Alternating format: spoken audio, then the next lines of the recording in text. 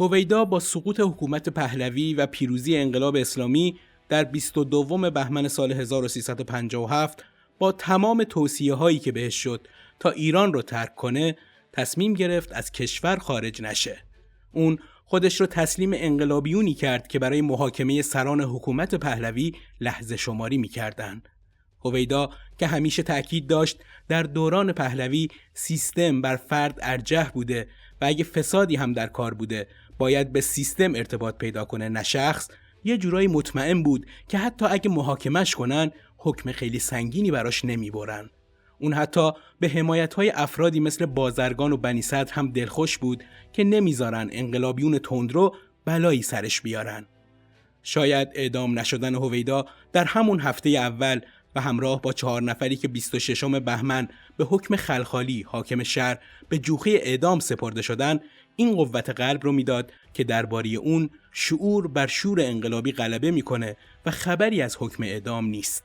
ولی 18 فروردین سال 58 یعنی کمتر از یه هفته بعد از رسمی شدن نظام حاکم بر ایران یعنی جمهوری اسلامی، هویدا از دادگاه انقلاب اسلامی سر از سردخونه‌هاش در آورد و انقلابیون در کنار جسدش گویی که شیری رو شکار کردن عکس یادگاری گرفتن.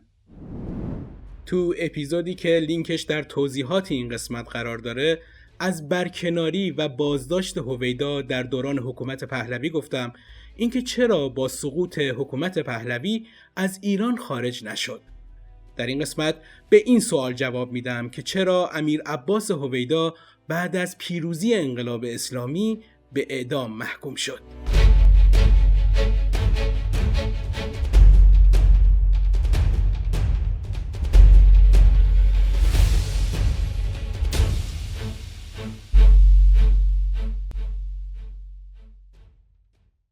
با اعلام بی‌طرفی ارتشبد عباس قره‌باغی در 22 بهمن 1357 خورشیدی به نگهبانهای زندان که همگی عضو ساواک بودن دستور داد هویدا رو آزاد کنن و به هویدا هم توصیه کنن که فرار کنه و برای کمک به هویدا کلید یه اتومبیل و یه قبضه 7 تیر در اختیارش بذارن.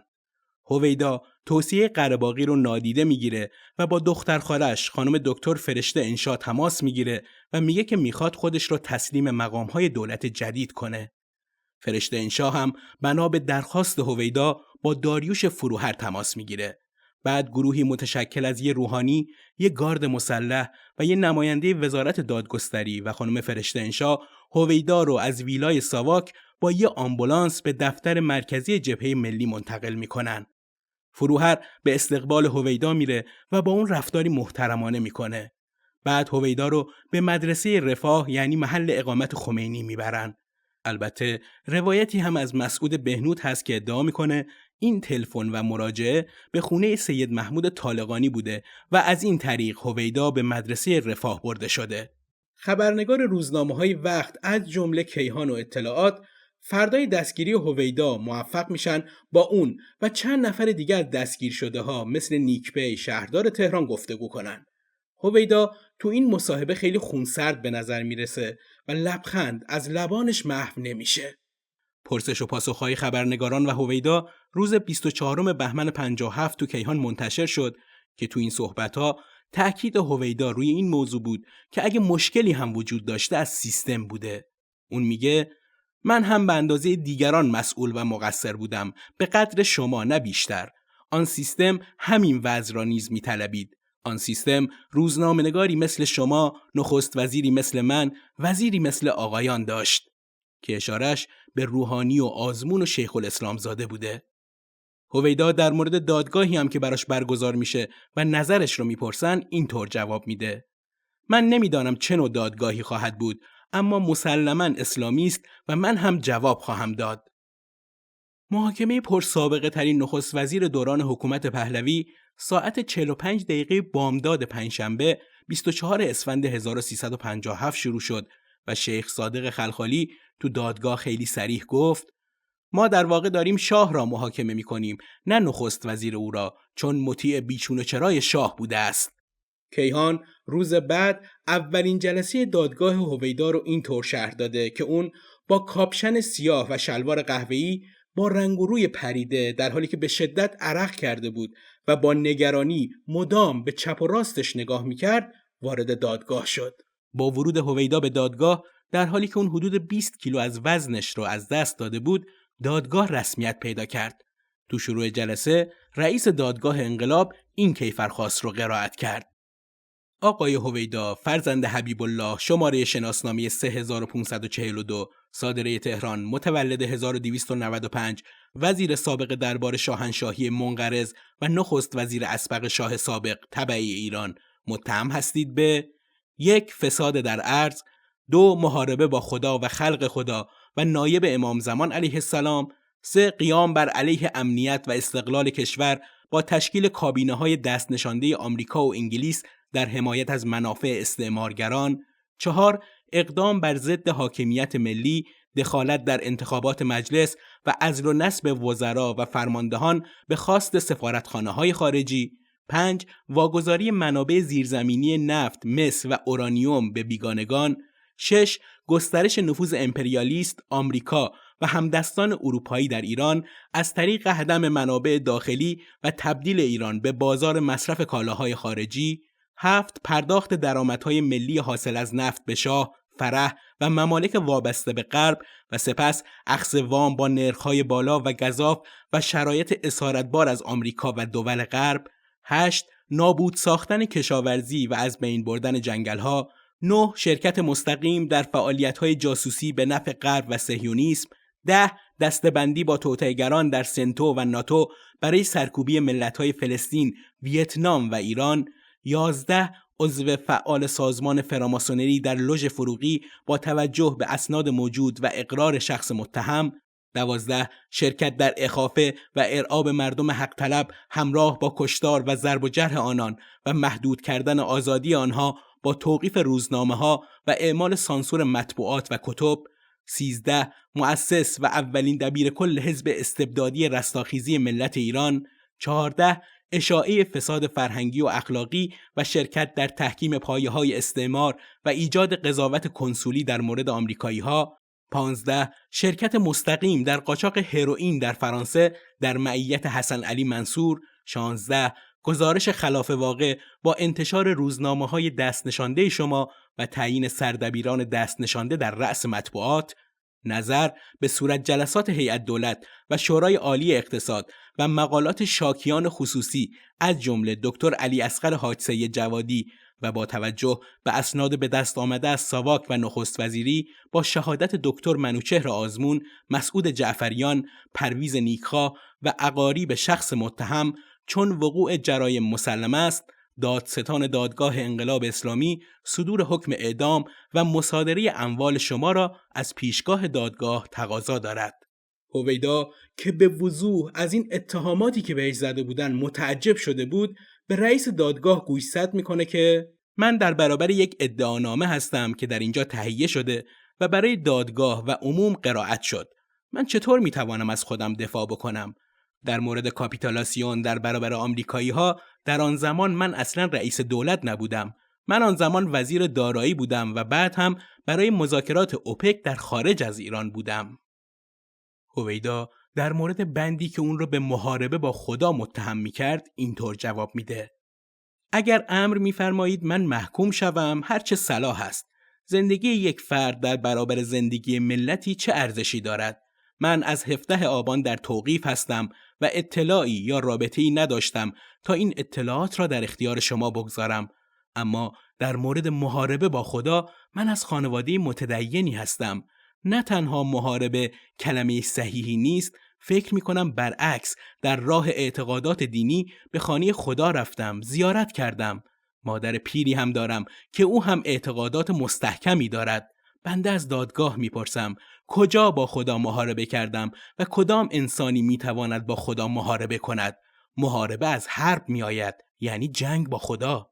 هویدا در مورد اتهام واگذاری منابع و به خصوص معدن مس به بیگانگان هم از خودش دفاع میکنه و در انتهای این بخش از صحبت خیلی محتاطانه از روند برگزاری دادگاه هم انتقاد میکنه. این انتقاد طوریه که انگار هویدا نمیخواد رئیس دادگاه رو عصبانی کنه. اون میگه من نمیخواهم جسارت کنم، آن هم در برابر دادگاه عدل اسلامی. باید به متهم وقت داده شود تا بتواند حداقل روی کلیات خودش را آماده کند و تصمیمی که میگیرد، آن هم در ساعت 12:30 شب. دیروز و امروز 2 ساعت از من تحقیق شده است، اما بنده در اختیار شما هستم و به هیچ وجه ادعایی ندارم که بخواهم رویه دادگاه را تغییر دهم. من از 17 آبان توقیف هستم و خودم هم سوال می کنم که چرا توقیف شدم. بنده دستم نه با خون آلوده است نه با پول. اگر با پول بود حتما جناب دادستان اطلاع دارند و اگر با خون آلوده بود که گفته میشد و مطرح می گردید. اینجا یک سیستم حکومتی بود. خودتان در اینجا زندگی می کردید. می دانید چه مقاماتی چه تصمیماتی می گرفتند و چه مقاماتی چه کارهایی می کردند و نخست وزیر چه مسئولیتهایی داشت. راجع به اختناق گفتید. راجع به سانسور مطبوعات گفتید. اینها مسائلی است که ساعتها حرف لازم دارد. شما یک نخست وزیر را آورده اید اینجا در حالی که 5 نخست وزیر خارج شدند. آیا من نمی توانستم در شانزلیزه و یا در خیابان‌های نیویورک قدم بزنم؟ پس چرا توی مملکت هم هستم؟ چرا بنده از دولت برکنار شدم؟ چرا از وزارت دربار برکنار شدم؟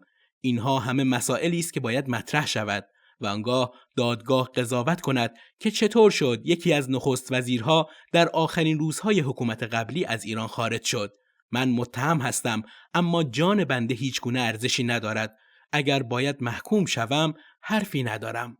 رئیس دادگاه یعنی خلخالی که از صحبت‌های هویدا این طور برداشت کرده بود که اون میخواد بگه همه چیز زیر سر شاه بوده و هر اتفاقی هم در حکومت پهلوی افتاده سیستماتیک بوده، بدون اینکه نقش شاه رو بخواد نادیده بگیره، از هویدا سوال میپرسه: آقای هویدا، شما بارها در مجلس فریاد زدید مگر ما یک فرمانده بیشتر داریم؟ شما که 13 سال نخست وزیر بودید و در یک سیستم مشروطه و مسئولیت در حکومت مشروطه در اختیار قوه مجریه یعنی نخست وزیر است و در نتیجه شاه را شما چطور در طول این مدت همه این اعمال را ناشی از دستور شاه می دانید؟ آیا شما خون شهدای مشروطیت را پایمال نکردید؟ هویدا جواب میده: من عرض می کنم با این حرفها هیچ گونه دفاعی ندارم. من باید اجازه داشته باشم سوال کنم. این طرز حکومت نه با نخست وزیری من شروع شد و نه با نخست وزیری من تمام شد. مملکت را به خارجی فروختم، بنده فلان کار را کردم. مسلماً ادعا می کنم اطلاعاتی که در اختیار دادگاه گذاشته شده صحیح نبوده، چون اگر گفته شود که خارجی به من دستور میداد و بر من حکومت میکرد، دادگاه دلیل دارد. اما در مورد قاچاق هروئین آقای امیر عباس هویدا و منصور، خواندنی‌ها از روی مجله رهبر وابسته به حزب توده اینها را نوشته است. هویدا در انتهای دادگاه که خیلی هم طول نکشید میگه: حب و بغض بر علیه کسی ندارم. زندگیم هم از هر لحاظ روشن است. گفتم دستم به مال آلوده نیست. بروید ببینید. نخست وزیر بودم اما زندگی کوچکی داشتم. مادر پیر 80 ساله‌ای دارم که به او فوق‌العاده علاقه‌مندم، چرا که وقتی که پدرم فوت کرد من 9 ساله بودم و برادر کوچکم 5 ساله. از مال دنیا هم چیزی ندارم. منزلم هم گویا زیر نظر کمیته است. از طرفی خودم قبول نکردم مادرم هم به اینجا بیاید و مرا ببیند. بهتر است که این اوضاع را نبیند و با خاطرات گذشته دلخوش باشد. از دادگاه تقاضا دارم در فرصت دیگری تشکیل جلسه دهد تا بتوانم با جمع‌آوری دلایل دیگری که ضروری می‌دانم از خود دفاع کرده و مجدداً در برابر دادگاه حاضر شوم.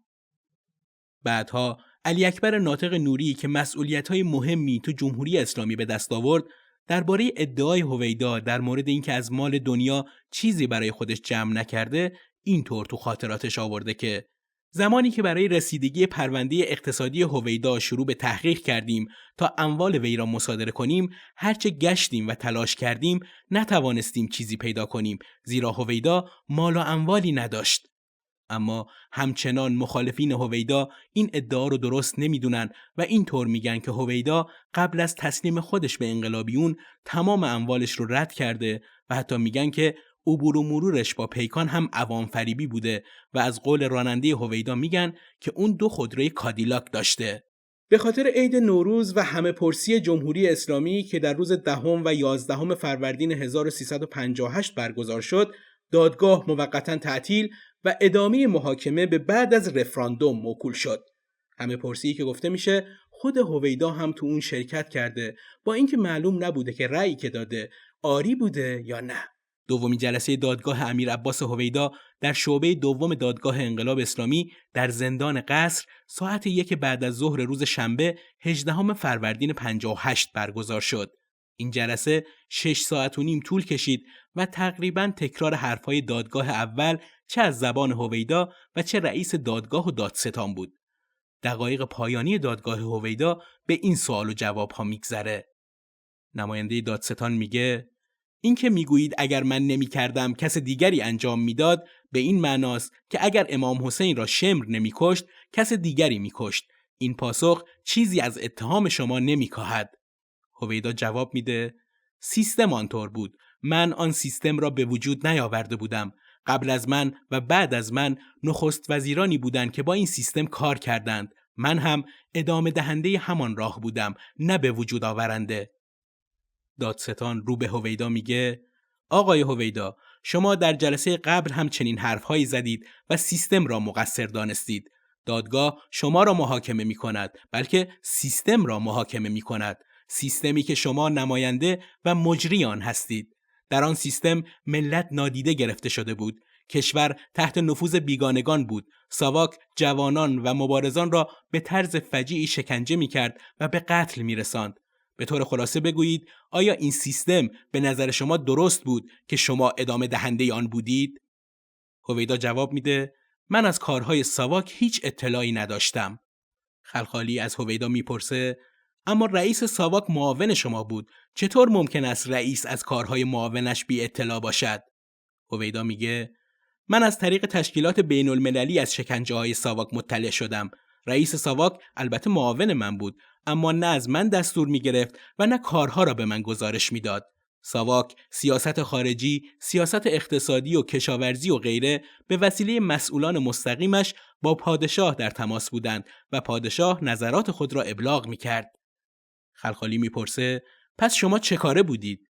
هویدا جواب میده من فقط هماهنگ کننده بودم. ببینید وقتی دانستم که در محکمه انقلابی اسلامی جواب پس میدهم خوشحال شدم و دانستم که اساس کار بر عدل است. بنابراین سعی کردم که با شما صادقانه سخن بگویم و همین جهت هم با جسارت میگویم این گونه که شما صحبت میکنید انگار من پادشاه بودم و پادشاه نخست وزیر. پادشاه بر طبق قانون اساسی رئیس قوه مجریه بود و ما حتی شاید شما هم از او اطاعت میکردید. خلخالی میگه هدف دادگاه از این جلسات رسیدن به حقایق است، اما شما حرفهای گذشته را تکرار میکنید. اگر حرفهایی جز این دارید بزنید. هویدا میگه حرف دیگری غیر از آنچه گفتم ندارم.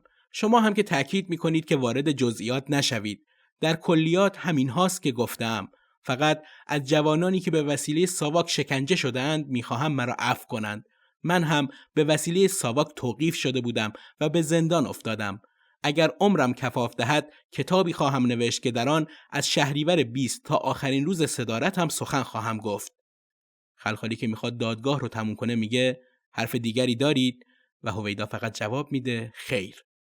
به این شکل دادگاه وارد شور میشه و بعد از 1 ساعت اون رو به عنوان مفسد فی‌الارض به اعدام محکوم میکنن. هویدا 18 فروردین 1358 در حالی اعدام شد که مهندس بازرگان نخست وزیر دولت موقت و ابوالحسن بنی صدر که دهه 40 با وساطت احسان نراقی پیش هویدا تونسته بود از ایران خارج بشه پیگیر لغو حکم دادگاه بودن و بعضی هم معتقدن با اینکه خلخالی به عنوان حاکم شرع دادگاه انقلاب حکم اعدام هویدا رو به عنوان مفسد فی‌الارض صادر کرده بود، اما حکم رو باید صبح روز بعد یعنی 19 فروردین 1358 اجرا می‌کردند، در حالی که غروب 18 فروردین با عنوان اجرای حکم کشته شد. احتمالاً ترس این رو داشتن که تو فاصله صدور حکم تا سحرگاه روز بعد توصیه‌ای برای توقف اجرای حکم از راه برسه. حتی نقل شده که خلخالی موقع خروج از ساختمان دادگاه با این سوال نگهبان مواجه شده که با هویدا تا فردا چیکار کنیم و اون جواب میده آقای هویدایی دیگر در این دنیا وجود ندارد. به پایان این قسمت از ویدئوی قاب تاریخ رسیدیم. تمرکزمون تو این قسمت نحوه و چرایی صدور حکم اعدام برای هویدا بود و برای اینکه ویدیومون خیلی طولانی نشه حتما توی قسمت دیگه و یه پرونده دیگه از این صحبت میکنیم که هویدا چطور اعدام و کجا دفن شد. تئوری‌های مختلفی برای این قضیه نوشته شده که هر کدوم هم مدافعان خاص خودش رو داره. ویدیومون رو لایک کنید، کانال رو سابسکرایب کنید و زنگوله رو هم بزنید تا از انتشار قسمت‌های جدید با خبر بشید. ممنون از اینکه همراه قاب تاریخ هستید. خدا نگهدارتون.